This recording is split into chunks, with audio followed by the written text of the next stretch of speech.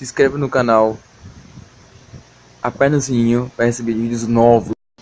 Fala aí pessoal, tudo certo? Começando mais um vídeo do canal. Aqui é o Mauro e um todos. Hoje o vídeo de hoje é um vídeo, começando aqui mais um vídeo, galera. O vídeo de hoje é sobre som, sobre celular. Então hoje eu vou começar aqui para vocês sobre o som do celular. Galera, o seu celular tem um som baixo, tem um som mais ou menos pequeno também. Então vamos lá começar essa bagaça, entendeu? Tô falando muito coisa para vocês. Então vocês vão entrar no aplicativo, que eu vou deixar o link na descrição para vocês abaixar. Então vamos lá começar aqui. Vocês vão entrar no aplicativo. Ele vai estar assim, primeiramente. Eu já configurei ele aqui para mim.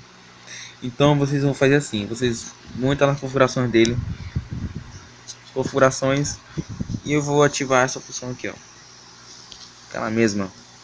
Então vamos lá começar, né? Agora vocês vão ouvir o som, como o som é alto, né? Vou botar aqui o som. Galera, o som da música estava baixo, mas ó, estava baixo, tava todinho. E agora, no que eu botei o aplicativo, olha como começou.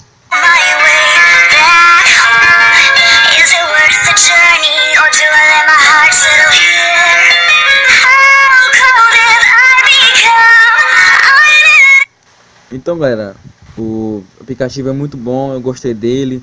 Ele tem um pouquinho de funções, mas eu gostei porque ele aumenta o áudio, o som também. Então, falou pessoal, se inscreve no canal aí.